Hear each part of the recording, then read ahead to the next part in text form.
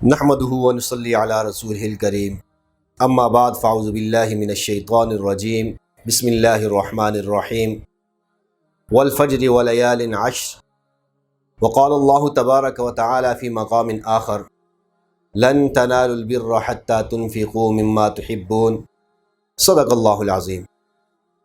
میرے واجب الاحترام، قابل صد احترام، محترم اور معزز میرے بھائیو دوستو، ذوالحجہ کا مہینہ چل رہا ہے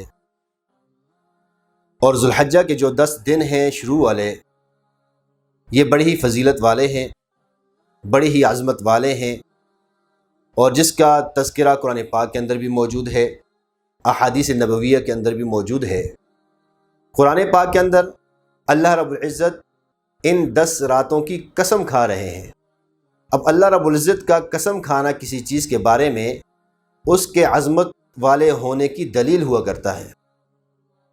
اسی طرح احادیث کے اندر بھی بہت ساری فضیلتیں ان دنوں کی آئی ہیں۔ ان کے اندر عبادت کرنے کا اجر بہت زیادہ ہے۔ اسی طرح ان 10 دنوں کے اندر 2 مخصوص عبادتیں ہیں جو بڑی ہی عظمت والی ہیں، بڑی ہی فضیلت والی ہیں۔ ان کی وجہ سے بھی یہ بڑے عظمت والے ہیں، اور وہ 2 عبادتیں حج ہے اور قربانی کا عمل ہے۔ اب ان 10 دنوں کا جتنا زیادہ احترام ہے، جتنی زیادہ فضیلت ہے کہ اس کے اندر اگر کوئی نیک عمل کیا جائے تو اس کا بہت زیادہ ثواب ہے، تو یاد رکھیے گا کہ جو ایسے فضیلت والے دن ہوتے ہیں، ایسے عظمت والے اور بابرکت دن ہوتے ہیں، تو ان کے اندر کسی نیک عمل کا ثواب بھی زیادہ ہوتا ہے، اور اگر خدا نخواستہ کوئی گناہ انسان سے سرزد ہو جائے تو اس کا وبال بھی زیادہ ہوتا ہے۔ تو سب سے پہلی بات تو یہ ہے کہ ان 10 دنوں کے اندر ہم نے زیادہ سے زیادہ عبادات کرنے کی کوشش کرنی ہے، اور اپنے آپ کو گناہوں سے بچانے کی کوشش کرنی ہے۔ اپنی آنکھ کو بچانا ہے، اپنے کان کو بچانا ہے، اسی طرح اپنی زبان کی حفاظت کرنی ہے، اپنے ہاتھوں کی حفاظت کرنی ہے، اپنے ایک ایک عضو کی خصوصی طور پر حفاظت کرنی ہے، اس لیے کہ یہاں فضیلت زیادہ ہے اعمال کی، تو اسی طرح گناہ کا وبال بھی زیادہ ہے۔ تو اپنے آپ کو اس وبال سے بھی بچانا ہے، اور زیادہ سے زیادہ اللہ تعالیٰ سے اجر حاصل کرنے کی کوشش بھی کرنی ہے۔ یہ جو 2 عبادات اس کے اندر خصوصی طور پر موجود ہیں، قربانی کی عبادت اور حج کی عبادت، اس کے ذریعے سے، ان دونوں عبادات کی ذریعے سے اللہ رب العزت اپنے بندوں کو دین کی حقیقت سمجھا رہے ہیں کہ کسی بھی عمل میں اپنا ذاتی کچھ بھی نہیں ہے، جو کچھ بھی ہے وہ میرا حکم ہے، کہ میرا حکم جیسے بھی تمہارے پاس پہنچے، تمہاری سمجھ میں آئے یا نہ آئے، تم اس عمل کو کر گزرو، اس پر عمل کر لو، اسی میں تمہاری دنیا اور آخرت کی کامیابی ہے۔ اور اگر اس کے اندر تم سوچو گے، اعتراض کرو گے، باتیں بناؤ گے، تو تمہارے دونوں جہانوں کی ناکامی ہے۔ یہ دونوں اعمال، یہ دونوں بڑے اعمال ہمیں اس بات کی دعوت دے رہے ہیں، اللہ رب العزت ان کے ذریعے سے ہمیں اس دین کی حقیقت سمجھا رہے ہیں کہ دین اس کو ہی کہتے ہیں کہ تمہاری سمجھ میں کوئی بات آتی ہے یا نہیں آتی، اس پر عمل کرو۔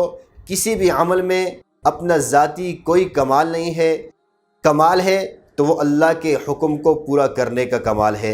اللہ کا حکم پورا کیا جائے گا تو یہی ہماری نجات کے لیے کافی ہو جائے گا۔ اب بنیادی طور پر اس کے اندر جو ایک عبادت ہے وہ قربانی کی عبادت ہے۔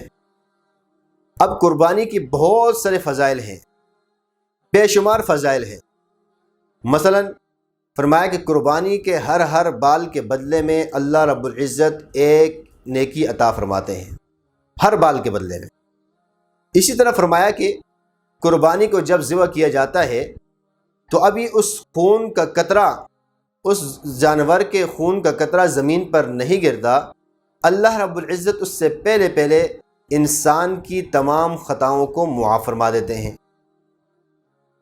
اب اسی طرح دیگر بہت ساری فضیلتیں ہیں قربانی کی۔ تو اب اس قربانی کے عمل کو کرنا بھی ہے اور صحیح طریقے سے کرنا ہے، تاکہ ہم اس کا پورا اجر حاصل کر سکیں۔ اب اس کی اہمیت کا اندازہ آپ اس بات سے بھی کر سکتے ہیں کہ نبی پاک صلی اللہ علیہ وسلم نے ہجرت کے بعد ہر سال قربانی فرمائی ہے، بلکہ ایک قربانی اپنی طرف سے اور ایک اپنی امت کے ان غرباء کی طرف سے کہ جو قربانی کی طاقت نہیں رکھتے، ان مساکین کی طرف سے، ان فقراء کی طرف سے جو قربانی کی طاقت نہیں رکھتے، اللہ کے محبوب صلی اللہ علیہ وسلم نے ان کی طرف سے بھی قربانی فرمائی۔ تو نبی پاک صلی اللہ علیہ وسلم کا ہر سال قربانی کرنا یہ قربانی کے وجوب کی دلیل ہے، اور قربانی کی اہمیت کو بھی جو ہے وہ واضح کرتی ہے۔ اور اسی طرح نبی پاک صلی اللہ علیہ وسلم نے حضرت علی رضی اللہ تعالیٰ عنہ کو جو وصیت فرمائی، اس سے بھی قربانی کی جو عظمت ہے وہ ظاہر ہوتی ہے۔ اے علی، دنیا سے میرے جانے کے بعد اپنی قربانی کے ساتھ ساتھ میری طرف سے بھی قربانی کرنی ہے۔ آپ اندازہ کیجئے کہ اللہ کے محبوب صلی اللہ علیہ وسلم دنیا سے پردہ فرمانے کے بعد بھی اس عمل کو جاری رکھنا چاہتے ہیں۔ یہ اس بات کی دلیل ہے، اس بات کی وضاحت ہے قربانی کتنا بڑا عظیم عمل ہے۔ تو اس کے اندر ہم سب کو جوش اور شوق کے ساتھ جو ہے شریک ہونا چاہیے، اور اس کی ساری عظمتوں کو سمیٹنا چاہیے تاکہ کوئی بھی ہم میں سے اس سے محروم نہ رہے۔ اسی کے ساتھ ساتھ میرے بھائی دوستو، قربانی یہ ایثار کا سبق دیتی ہے۔ مطلب یہ ہے کہ جب انسان جانور کے اوپر چھری چلاتا ہے، اس کو ذبح کرتا ہے، تو انسان اپنے دل کے اندر اس بات کا عزم کرتا ہے، ارادہ کرتا ہے کہ اے میرے مولا، جیسے آج آپ کے حکم پر میں اس جانور کو ذبح کر رہا ہوں، اگر کل کو مجھے آپ کے نام پر اپنا مال قربان کرنا پڑا تو میں قربان کروں گا۔ آپ کے نام پر مجھے اپنی اولاد قربان کرنی پڑی، میں قربان کر دوں گا۔ آپ کے نام پر مجھے اپنی جان بھی قربان کرنی پڑی تو میں اس کو بھی قربان کر دوں گا۔ تو یہ جو قربانی ہے یہ ایثار کا سبق دیتی ہے۔ اسی طرح میں اپنی خواہشات کو بھی آپ کے حکم کے سامنے قربان کر دوں گا۔ میں اسی چیز پر عمل کروں گا جس کا آپ نے حکم دیا ہے، اور اس چیز سے میں منع ہوں گا جس سے آپ نے منع فرمایا ہے۔ تو یہ قربانی کا ایک بہت بڑا سبق ہے۔ اگر تو یہ سبق ہم حاصل کر رہے ہیں، اگر تو یہ چیز ہمیں مد نظر ہے اور یہ چیز ہمارے سامنے ہے، پھر تو ٹھیک ہے۔ اور اگر ہماری یہ نیت نہیں ہے، ہمارے دل کے اندر یہ چیزیں نہیں آ رہی، تو ہمیں اس بات کی فکر کرنی چاہیے کہ ہم قربانی کر رہے ہیں تو کیوں کر رہے ہیں۔ اب یہ قربانی کے اوپر آپ نے بے شمار فضائل سنے ہوں گے، اپنے علماء سے سنا بھی ہوگا، پڑھا بھی ہوگا آپ نے۔ یہ قربانی کے اوپر اتنا زیادہ اجر کیوں مل رہا ہے؟ حج کے اوپر اتنا زیادہ اجر کیوں مل رہا ہے؟ ان کے اتنے فضائل کیوں بیان کیے گئے ہیں؟